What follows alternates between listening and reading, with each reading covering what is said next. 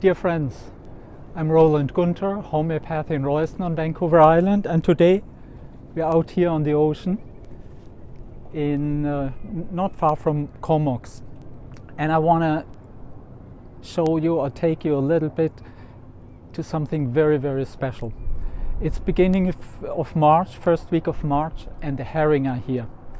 The herring, this is the trumpet blow of spring. This is the beginning of the year.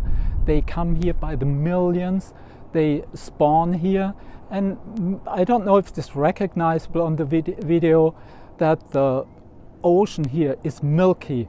It's milky from the milt of millions of herring.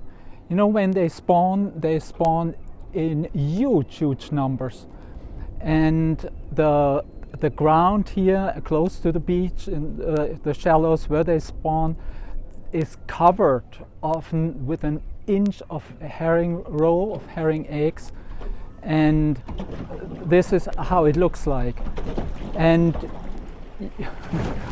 wow, here we have a little bit wavy, and maybe you can see with the herring there's an enormous amount of sea life coming.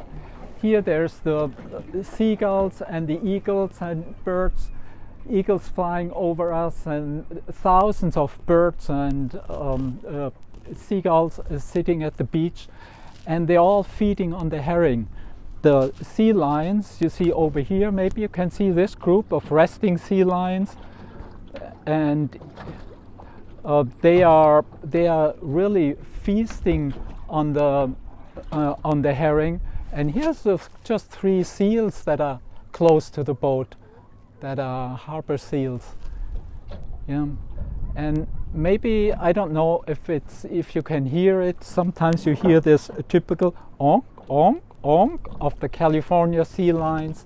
The Stellas, they have a more a different kind of bark or grunt what they do, and so it's an enormous jump into a full life here in spring, and it's so exciting. I don't know if I can transmit that this excitement of spring and of the herring coming here.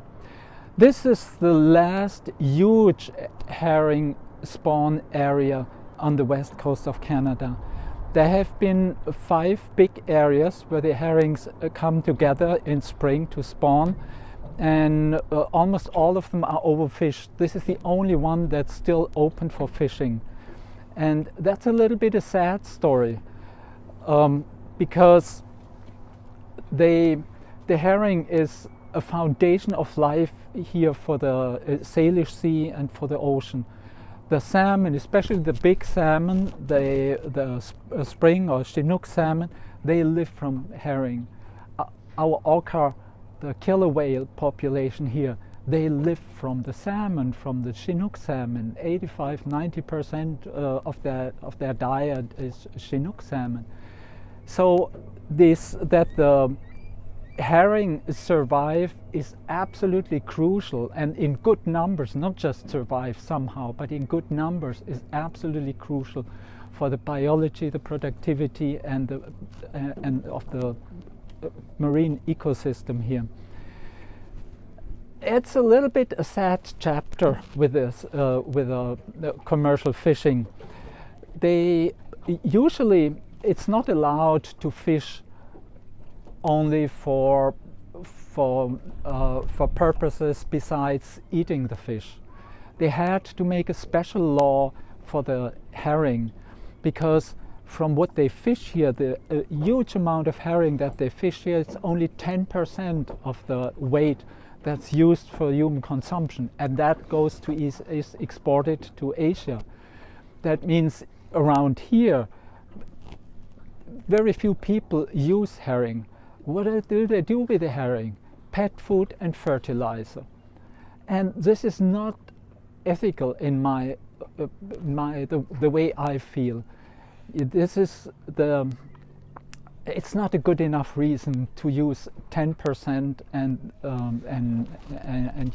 for human consumption, for food, and the rest is really for things that don't are not really a good reason to decimate one of the last of the bigger herring spawns here at the Canadian West Coast.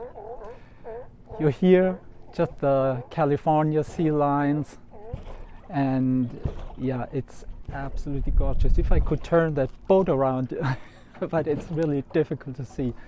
Maybe you have slowly a look over there, because you see the sea lions, they just hang out here on the surface and sun and digest. Yeah, they are full, because just below them it's full of herring. The ocean is full of herring here.